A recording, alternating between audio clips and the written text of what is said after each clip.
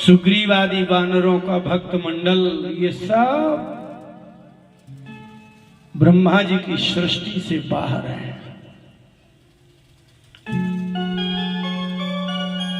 राम जी के जन्म के पूर्व में ही देवताओं को आदेश है कि आप जाएं और मृत्युलोक में यत्र तत्र वानर के रूप में जन्म लें। इसका क्या तात्पर्य है? यदि एक नगर से कोई दूसरी नगर भेजा जाए तो क्या वो व्यक्ति उस नगर का कहलाएगा? देवता ही वानर बन के आए और इतनी दिव्य शक्ति संपन्न रावण का परिकर, वो भी कोई ऐसा कैसे हो सकता है संसार में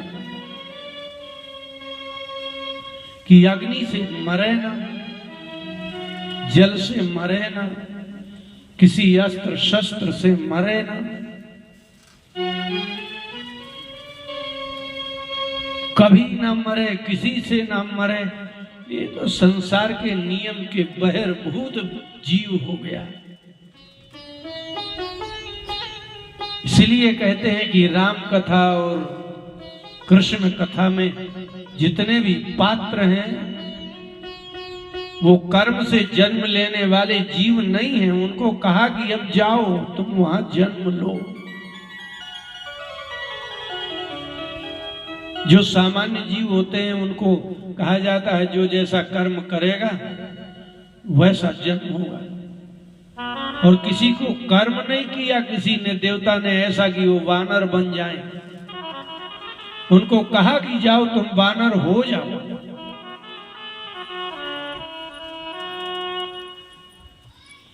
हो गए वानर। इसका मतलब कर्म किए बिना ही कोई अपनी स्वेच्छा से किसी रूप को धारण करे वह उसकी योनि का जीव नहीं कहलाएगा। प्रभंजन पुत्र, वायु पुत्र, आप वायु देख रहे हैं, ये शरीर नहीं है, इसमें कोई शरीर नहीं है।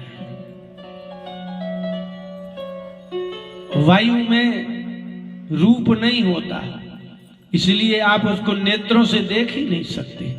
वायु में कोई आकृति ही नहीं होती, इसलिए आप नेत्रों से देख ही नहीं सकते। लेकिन वो वेद कहते हैं वायुर्वै छे पिष्ठा देवता। ये जो चल रहा है ये सब वायु देवता ही तो है। संसार के जितने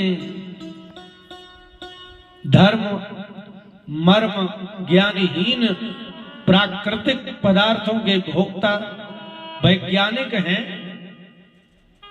जिसको आप वैज्ञानिक कहते हैं, विज्ञान शब्द है। गीता का ज्ञान विज्ञान योग पढ़िए तो आध्यात्म ज्ञान संपन्न व्यक्ति को वैज्ञानिक कहते हैं। मिट्टी से घड़े बनाने वाले को ये लोग सोचते हैं कुम्हार साइंटिस्ट है, वैज्ञानिक है। किसी पदार्थ विशेष से निर्मित करने वाले निर्माता शिल्पी कहलाते हैं। लेकिन आश्चर्य है, ये भी एक आश्चर्य है। लेकिन उनको आध्यात्मिक ज्ञान न होने के कारण वो इस बात को बिल्कुल स्वीकार नहीं कर पाते कि ये चेतन है। वायु कोई चेतन तत्व है जो किसी वस्तु को उत्पन्न कर सकते हैं। वायु से वस्तु उत्पन्न नहीं होती,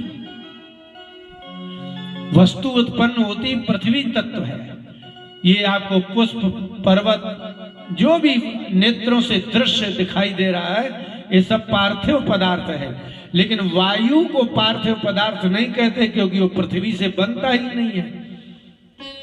अब वायु से भी कोई दृश्य रूप नेत्र गोचर यदि शरीर का निर्माण हो जाता है, इसलिए हमारे वेद पुराण सब वायु को देवता कहते हैं। अर्थात वायु देवता है, अगर वो चाहे तो सशरीर किसी को स्वीकार कर सकता है।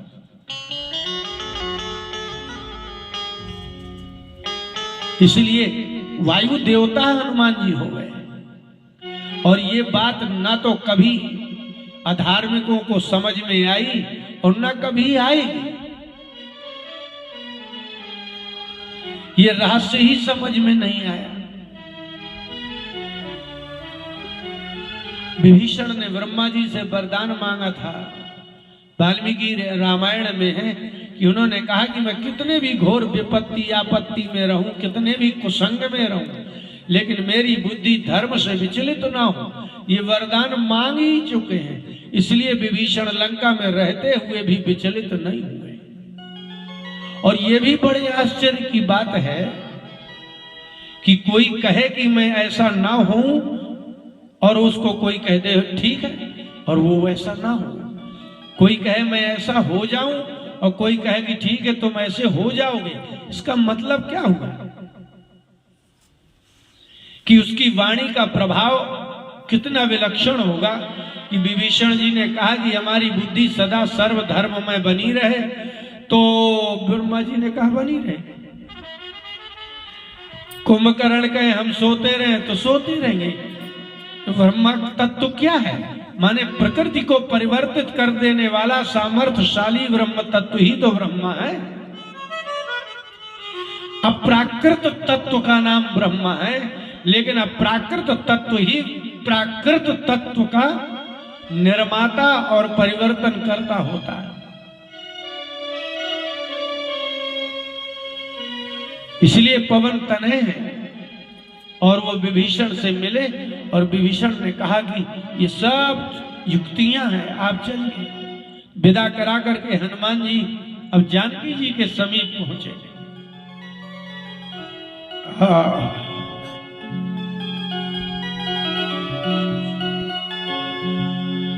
और कपि सोई रूप,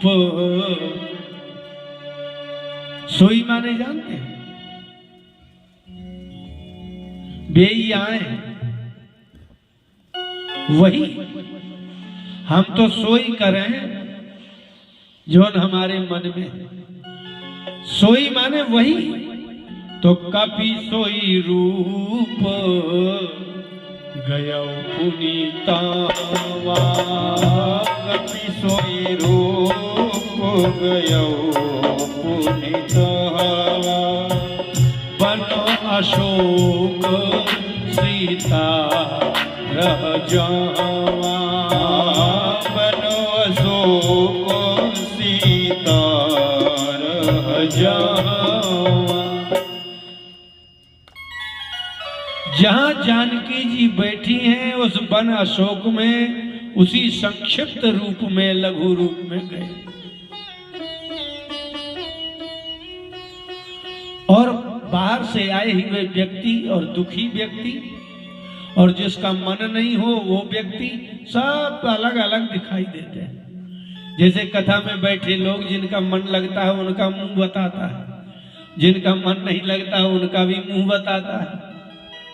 ये आपकी जो शरीर है, ये शरीर है जो आपका, इसके अंग प्रत्यंग से मनोभाव प्रकट होते हैं और ये बात पता नहीं चलती आपकी। बड़े आश्चर्य की बात है। आपके मन में क्या जैसा चलता होगा, आपके हाथ पैर आंख मुंह नाक सब। लेकिन जो इसको समझता है तो सामान्य भाव तो आप लोग समझ ही जाते हैं कि इसका मन नहीं लग रहा है, इसका मन कहीं और है। जानकी जी को लंका में पहचानना बहुत बड़ी बात नहीं थी, क्योंकि लंकावासी जो थे उनका तो मन लग ही रहा था। उसमें से जानकी वही थी जिसका मन ना लग रहा होगा, और वह पृथक होगा, उसका आचरण पृथक होगा, उसकी दृष्टि पृथक होगी। और अशोक वाटिका में रखा है तो कैसी सुविधा होगी उसकी। कोई भवन नहीं बना दिया रावण ने वहां जाके कि जानकी जी को रख दिया जाए, फिर वहां कुछ ऐसा बना दिया जाए, कमरा बना दिया जाए। जब किसी के मन को भयभीत करना होता है और जब किसी के मन को दुखी करना होता है तो उसको सुविधा नहीं दी जाती, दंड दिया जाता है।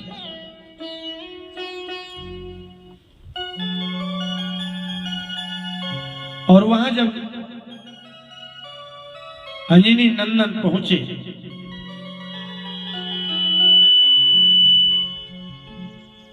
तो देखी मनहु मन, ये भी बड़े चमत्कार के शब्द है। आप किसी को मन से भी प्रणाम कर सकते हैं, निष्क्रिय दिखाई देंगे आप देखेंगे कि हाथ नहीं जोड़े, नीचे नहीं झुके, मन ही मन। लेकिन कोई देख सके उस बात को? कोई नहीं देख सकता, कोई नहीं देख सकता। जिसको आप प्रणाम करते हैं उसको पता चलना चाहिए कि हमें प्रणाम किया, तो वो आशीर्वाद दे, आपके प्रति सद्भावना रखे। आप उसके सामने पहुंचो और मन ही मन कर लो, कैसे पता चलेगा कि क्या किया? तो देखो मनहु मन कीन प्रणामा, और बैठी बीत जाती निशियामा। देखो मनहि महु कीन प्रणामा, बैठे बीत जातो निशियामा। आप बैठे बैठे रात्रि कब होता है? जब दुख होता है। सुख में कोई रात्र भर अकेले कैसे बैठ सकता है? निद्रा न आए तो भी नहीं बैठ सकता। निद्रा न आए तो व्यक्ति लेट जाएगा, थोड़ी देर प्रतीक्षा करेगा कि निद्रा आ जाए। लेकिन जिसके हृदय में दुख भरा होगा वो लेट भी नहीं सकता।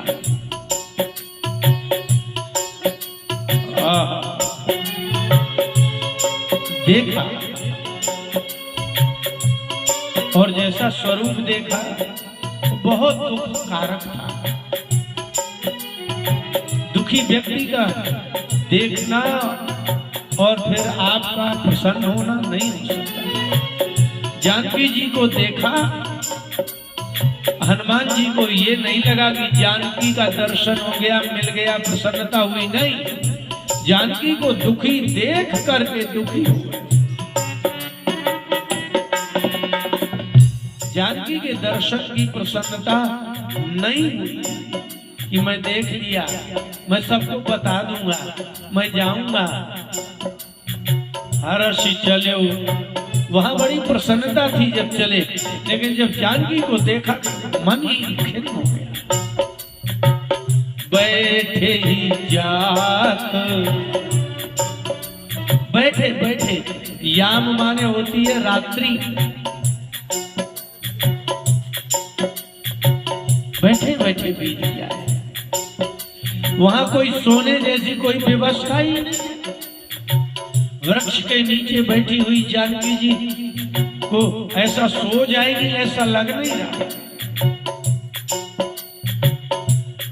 जानकी जी का शरीर देखा। आदमी जब किसी को देखने जाता है तो पहले मुख देखता है,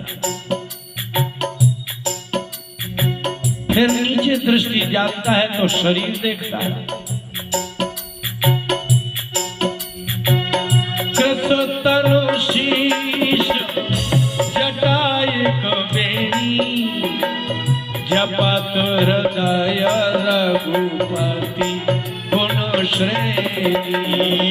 जपत हृदय रघुपति गुण श्रेणी। हनुमान जी ने देखा कि शरीर कृष तन, इसको तन कहते। तन माने विस्तार करने वाला, बीज।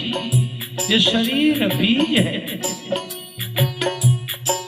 तन का अर्थ होता है फैलना, इसलिए हम लोग कहते हैं खींचने को क्या कहते हैं? थोड़ी और तानो। तानना मन तो उसी से तन है। तन का अर्थ है फैलना। आपका एक एक शरीर है, जो विवाह हो गया 4-4, 10-10 फैल गया। एक शरीर से अनेक शरीर का विस्तार होता है, इसलिए शरीर को तन कहते हैं।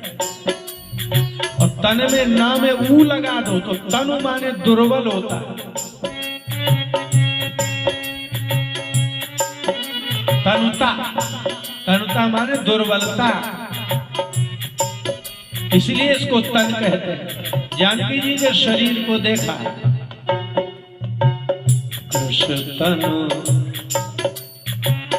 स्वाभाविक है, आपको जो दुख देता हो उसके पास रख दिया जाए, फिर भोजन दिया जाए। और यदि आप प्रतिदिन भोजन करें तो भी आपका शरीर नहीं पलता। आपके शरीर में मन और तन का इतना संयोग है कि यदि मन अति दुखी हो तो आपका शरीर सूखता चला जाएगा, जिसको ये लोग डिप्रेशन कहते हैं। दीप माने होता है गहरा, आप गहराई नहीं सोचते इसलिए सुखी हो। यदि आप अंदर से बहुत गहरा सोचने लगेंगे तो डिप्रेट हो जाएंगे।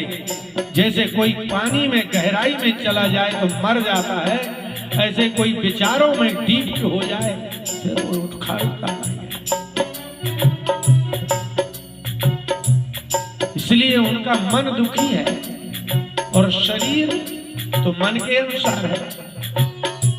ब्रह्मा जी ने भगवान इंद्र को कहा था कि जाओ, जानकी को अशोक वाटिका में रखा है रावण ने, उनको ये खीर दे आओ। तो ऐसी खीर कि एक बार खाएगी तो कभी भूख नहीं लगेगी जब तक ये इच्छा नहीं करेगी। है आज भी एक दवा बना ली लोगों ने, आप उसको खा लीजिए, 1 महीने तक आप कुछ मत खाइए। इंद्र भगवान गए और जानकी जी को खीर दे आए थे। बड़ा परिचय देना पड़ा कि कहीं तुम रावण तो नहीं हो। तब उन्होंने खाई, फिर उस दिन से रावण के यहाँ का पानी तक नहीं पिया। राम जी के पास एक विद्या थी जो विश्वामित्र जी ने दी थी। जाते लागे ना सुधा के पासा, जाते लागना सुधा की पासा। आपको भूख और प्यास लगेगी नहीं, ऐसी विद्या विश्वामित्र जी ने राम जी को दी थी। लेकिन जानकी जी ने तो भोजन नहीं किया, जल नहीं पिया लंका का। अब शरीर कैसा हो जाएगा? तो भूख प्यास नहीं लगेगी, बस इतनी सी बात है। लेकिन शरीर तो दुर्बल हो।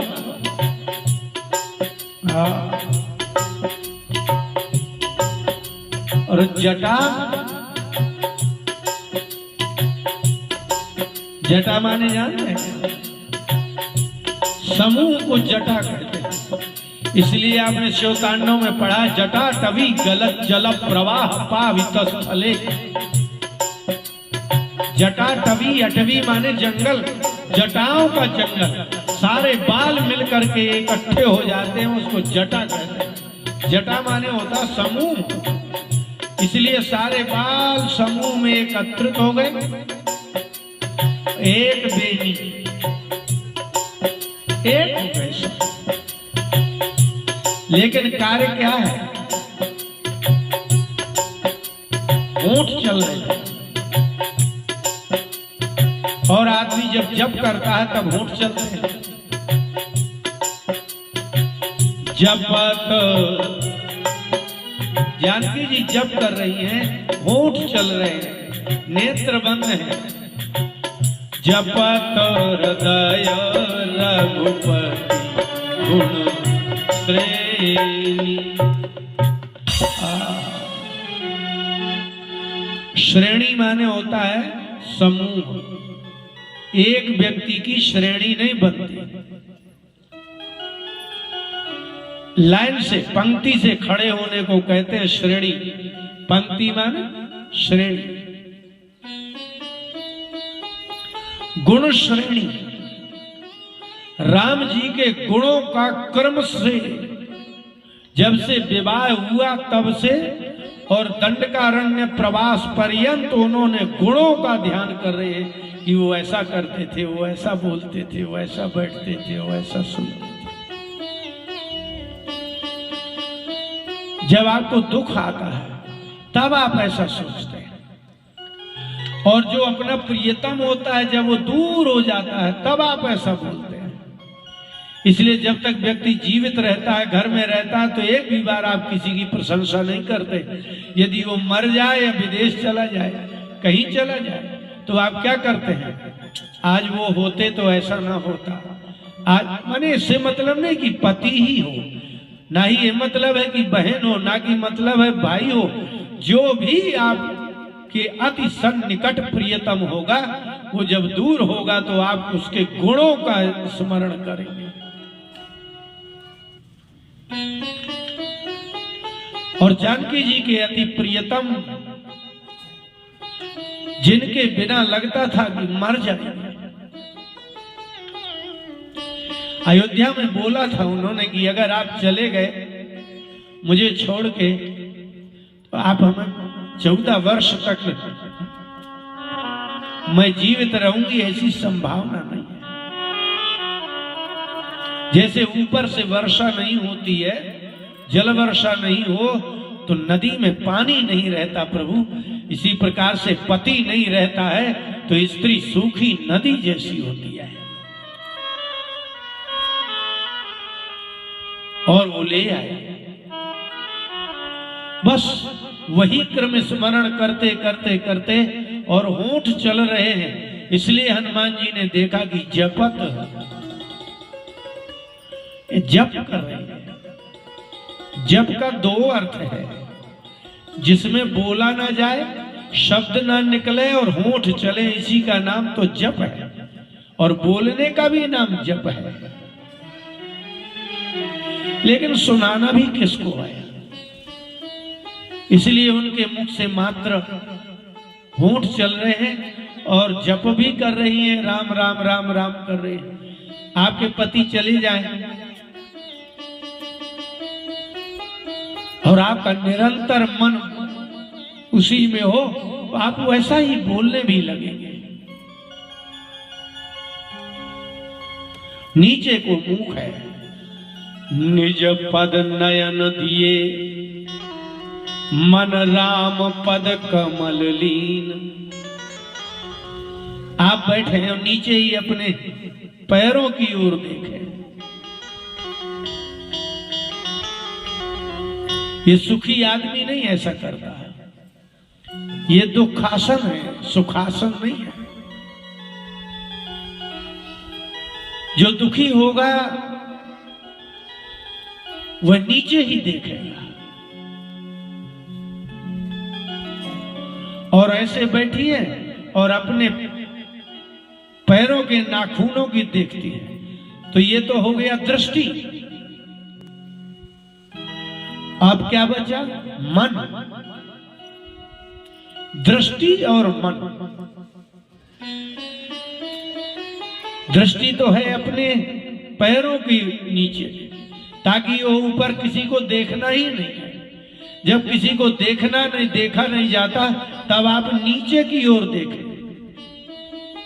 और मन कहां जाए? राम पद कमल लीन। लीन माने क्या? यही तो बात है, नहीं समझ सकते। कभी लीन हुए आप? ये शब्द उनके लिए हैं, जैसे आपको मैं कहूं अभी, जैसे ही मैं नींबू कहूंगा तो आपके मुख में पानी आ जाएगा। क्यों? क्योंकि नींबू का स्वाद आप ले चुके हो, इसलिए नींबू इमली कहने से आपके मुंह में पानी आएगा। लेकिन मैं किसी ऐसे फल का नाम लूं जो आपने कभी देखा और खाया ना हो, आपके मुंह में पानी तो छोड़ो, भावना तक नहीं आएगी। आप कभी लीन हुए नहीं, तो लीन शब्द का अर्थ जान भी कैसे सकते हैं? नहीं। इसलिए शास्त्रों में, भगवान की कथाओं में जिन शब्दों का उपयोग प्रयोग किया गया है, उसका अनुभव किसी जीव को हो तो समझ जाएगा, तो लीन ही हो जाएगा। वो खुद स्वयं ही लीन हो जाएगा। तो लीन का अर्थ बड़ा विलक्षण है।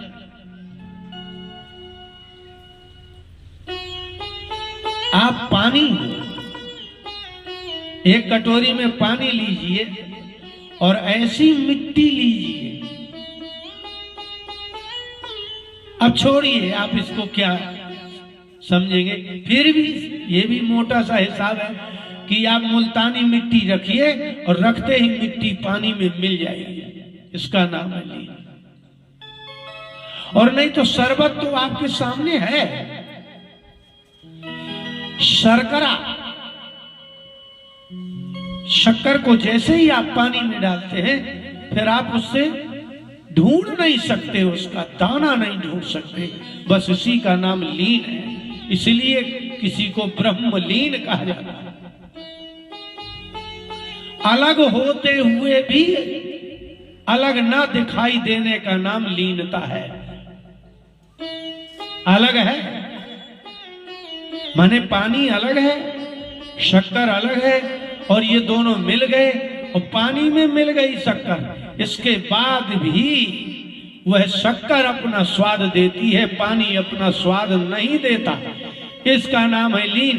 अर्थात जानकी जी जब राम जी का ध्यान करते करते लीन हुई तो जानकी का जानकी पना समाप्त हो गया, मात्र राम पना रह गया, इसका नाम है लीनता। जल का जलत्व नष्ट हो जाए, शर्करा का शर्करत्व प्रकट हो जाए, इस शर्करा की लीनता है। अलग होते हुए भी वह अपना अस्तित्व दिखाए। इसलिए जानकी जी जब राम में जप करते करते लीन हुई तो राम रहे, लेकिन राम में जानकी मिली तो राम राम नहीं रह गए, जानकी जानकी रह गई। शक्कर शक्कर दिखी ना, इसलिए जो लीन रहेगा उसकी सत्ता अधिक होगी, जिसमें लीन होगा वो अपने स्वरूप को खो देगा। ये विपरीत होता है, ये विपरीत हो गया। नहीं, नियम ये है कि जिसमें आप लीन होंगे उसी की सत्ता होनी चाहिए। जैसे गंगा नर्मदा ये नदियां जब समुद्र में प्रवेश करती हैं तो नदी लीन होगी तो समुद्र जैसी खारी हो जाएगी। अगर नदी प्रविष्ट होगी समुद्र में तो समुद्र के रूप में हो जाएगी। लेकिन यदि कोई तत्व किसी तत्व में लीन होगा तो एक तत्व होगा ना, लेकिन ये वो लीनता नहीं है, ये वो लीनता नहीं है। ये है जपत हृदय, ये है राम पद कमल लीन। अपने चरणों में अपनी दृष्टि और अपने मन को राम जी के चरणों में दृष्टि, अर्थात चरणों तक ही है, लीनता नहीं है। ये आत्मलीनता है, ये राम लीनता नहीं। ये है योग। जैसे योग युक्त योगी महात्मा परमात्मा में अगर लीन होंगे तो योगी का योग अर्थात योगी की अपनी सत्ता रहेगी, और जिस ब्रह्म तत्व का वो ध्यान करेंगे वह ब्रह्म तत्व में लीन होंगे, पुनः उससे परावर्तित हो सकते हैं, जिससे लौट सकते हैं अपनी सत्ता में। ये वो लीनता है।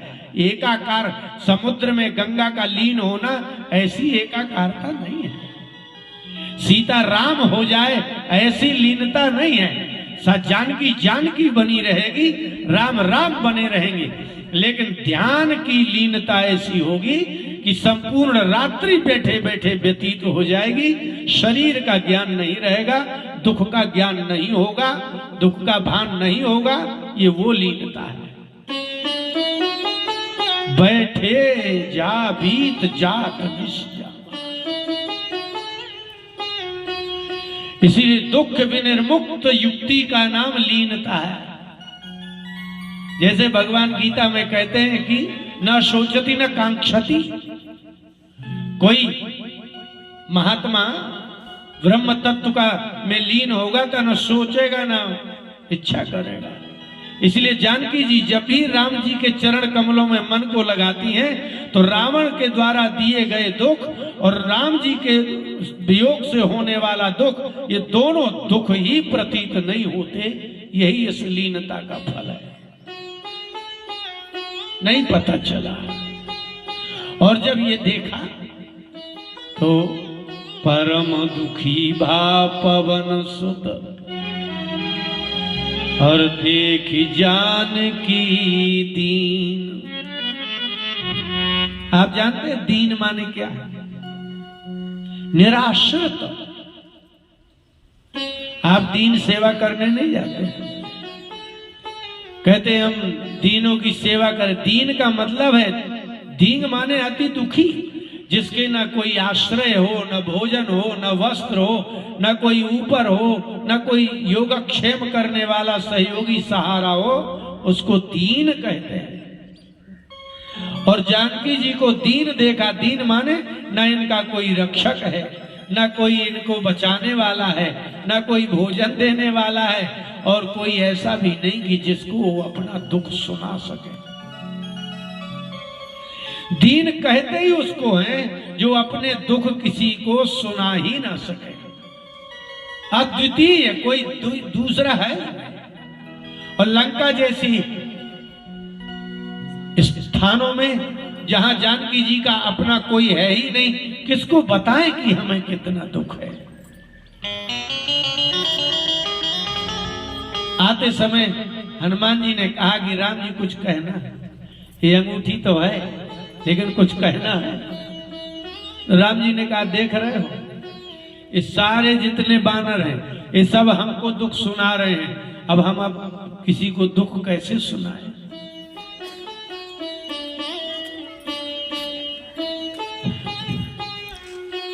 कहे हूते कछु दुख घटी होई, कहे उते कछु दुख घट होई। राम जी ने कहा हमें जानकी के हरण का अति दुख है, और कि कोई सुनने वाला मिल जाए और हम कह दे तो कुछ दुख घट जाए। लेकिन अब हम कहें तो किससे कहें? अब जैसे ये हमारे विद्यार्थी रहते हैं हमारे साथ, इनकी कोई समस्या है तो ये हमसे कह देते हैं। अब जब हमारी समस्या होगी तो इनसे कैसे कहें? इसलिए राम जी ने कहा कि हनुमान, इतने सुग्रीवादी बानर सब हैं, लेकिन इनने सबने मुझे दुख सुना दिया, लेकिन मैं अपना दुख किसको सुना दूं?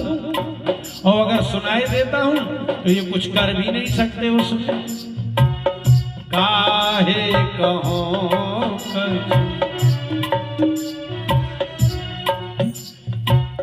जान न कोई, और मैं कैसे कहूं, क्या कहूं, किससे कहूं? और अगर कहूं तो कौन जानेगा कि मेरा ये दुख है? क्यों? अपने पत्नी का दुख पति को होता है, वो किससे सुनाए कि पत्नी का दुख है? पुत्र का दुख सुनाए तो क्या सुनाए? इसलिए अपने संबंधियों से जब दुख मिलता है तो आप चाहे जिससे कह दीजिए, कोई सहयोग नहीं करेगा, क्योंकि पुत्र का दुख है आपको, कोई आपके पुत्र से लड़ेगा नहीं। पति का दुख है आपको, कोई आपसे पति के लड़ेगा नहीं। पत्नी से आपको दुख है, पत्नी से आकर के कोई नहीं लड़ेगा कि इसके दुख दे रहे हो। इसलिए संबंधियों से प्राप्त होने वाला दुख और संबंधियों को प्राप्त होने वाले दुख को किसी से कह के भी क्या करोगे? राम जी बोले जान न कोई, ये अनुभव कोई कर नहीं सकता। ये है दीनता, और बहुत बड़ी पराधीनता है ये कि आप पुत्र से, पत्नी से, पिता से दुखी हो और आप किसी से कुछ कह नहीं सकते, कह करके भी कुछ उसका निराकरण नहीं हो सकता। यही सबसे बड़ी दीनता है। इसलिए सब, अगर दो भाई लड़ जाए, एक भाई दुखी करता हो, और अगर कोई तो कहे तो भैया हम, कोई और होता तो लड़ लेते, अब भाई भाई का मामला है, हम कुछ कह नहीं सकते।